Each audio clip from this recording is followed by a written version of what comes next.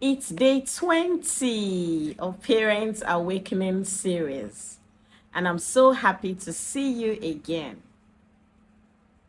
Sadly, the world we live in is not even encouraging, promoting culture compared to when I was a child.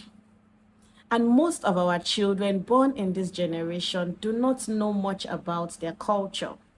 So whose job is it to teach them about the culture? It's in the family. Well, today I'm not talking about your country's culture or the world's culture. I want to talk about the family culture. Do you have a family culture? Are your children aware of it? My name is Blessing Oladineji, and today we'll talk about the family culture. Culture is a way of life, and it keeps changing to suit the circumstances of our times. When we talk about culture, we're focusing on attitudes, the beliefs, the values, the expectations, and even dispositions in the home. A family culture is the family experience that we intentionally create for our children. What family experience are you intentionally creating for your children? What memories are you giving to them? What do they know that in this home, we can't do this here? When they're outside the home, what voice do they hear about the family culture? Do they know that I shouldn't be doing this? I shouldn't be here. You know, when we're growing up, some of us know that we get to a place and we're like, no, I shouldn't be here. Because if my parents get to know that I'm here, it's trouble for me. So do our children now know that there are places they shouldn't go to, that there are things they shouldn't say, that there are attitudes they should not display within the home and outside the home? Family culture helps our children know what is expected of them. Sometimes our children do not know what we expect of them if we do not tell them.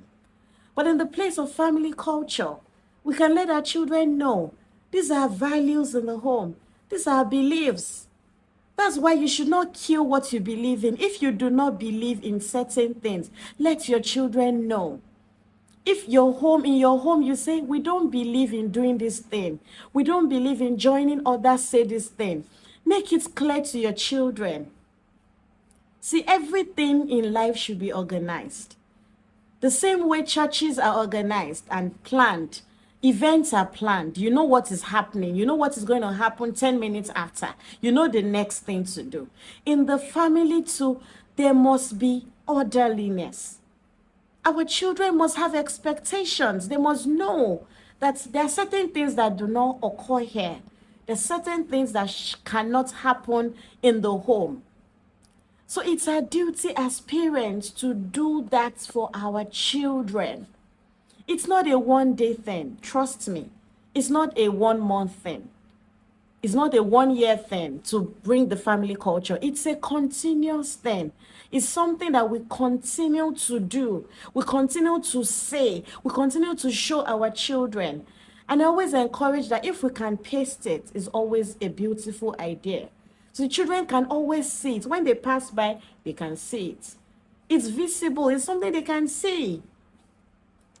So family culture is very, very important. And I read a book some time ago, I can't remember the author of the book, that said something that struck me. This author said, happy families intentionally create positive family culture. So that means that if a home is not happy, it will be hard to even have family culture or to even follow through. And this is why I always encourage parents, if you have conflict, try to settle it between you and your spouse, so it doesn't get in the way of your parenting awesome adults in your home. Settle it because of the children. Come together and say, what is wrong with us? Why are we fighting? If you continue to fight, whatever culture you have put up for your children or the values, they would not take it. They won't accept it. Trust me. Because you're not living it. It will even be hard if you are fighting continuously or you're shouting and yelling continuously to tell your children what is right, because they just feel these people are not serious. Trust me, our children sometimes feel that we don't know what we're doing as parents. So we have to show them that we know what we are doing. And like I said, it's not a one-day thing. It's not something you do in one day and say, oh, Blessing has spoken about culture. Okay, everybody come. It's continuous. You continue. And the best times for it is the foundational years. Ages 0 to 6 years are the easiest years to get our children to understand the values of the home, the culture of the home, the attitudes, the expectations of the home. It's very easy to get them to understand it at that age. And someone is asking me, Blessing, what if my children are old? I didn't know about this thing. I'm just hearing about family culture now. We had no values. And my children are grown up. I would suggest that if they are still within 18 years, or if they're even still 18 plus, you can call them and apologize to them. That is something that you should have done and you did not know about. And now you've known it, and you ask them, what can we put into our values as a home? How can we have a culture? What do you still think can be done before you leave the home? And when our children are part of something, they always love to see that it's implemented in the home. There's a strong pillar of family culture that I'll talk about. So there are lots of other pillars, but I'm just going to talk about one today, which is values. Values are strong pillars of the family culture. Do you have family values? Do you not have family values?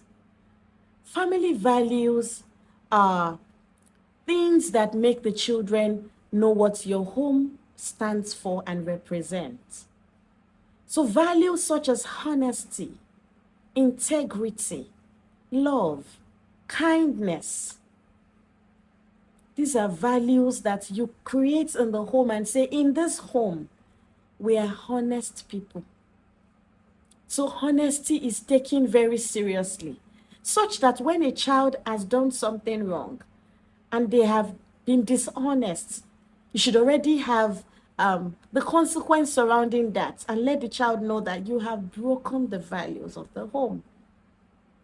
There was a time I remember that my husband disciplined one of our princes because he said he disrespected me.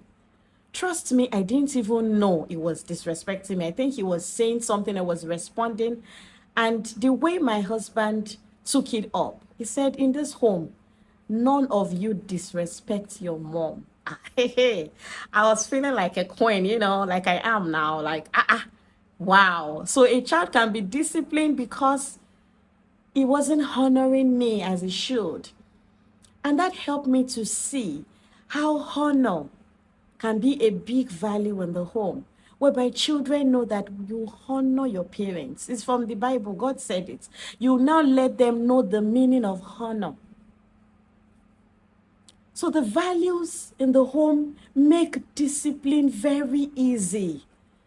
When children have done things wrong, instead of shouting and yelling, you drag them to the values of the home. You ask them, see what you've done. This is not, it has nothing to do with our value. It's not representing the family in any way. So it helps us also whereby when things happen, you don't start from the scratch. Children already know the values. So you just remind them and say, you've not done well. Look at the values of the home. But when there are no values in place, that's when you constantly shout and yell. See, I was thinking about shouting and yelling. Really, I was like, why do most mothers shout and yell? And I realized that, shouting makes you call for help. It's a call for help. That's why when you're in trouble, you find yourself shouting, help me. Someone please help me. I want to believe that that's shouting and yelling that most mothers do. And that's why it's not something they plan to do. But I always say there are other tools. You don't have to shout and yell. You just feel that is what I don't know what to do. But let me just shout and yell. Maybe it will just help. But unfortunately, it doesn't help your children behave better. It can help them listen to you at that instance. It can help make them afraid of you. And it will also make them dishonest with you. You won't hear what you need to hear. They won't tell you what they need to tell you. So that's why it's not good, right? So discipline is easier in the home. Consequences are easier. Rules are reduced when you have the family values and culture. So I trust you have learned it today. You will apply it in your home. In case you used to apply it and you forgot or you stopped, you start applying it and you will share this video to those that it can help as well. Thank you for watching. Bye.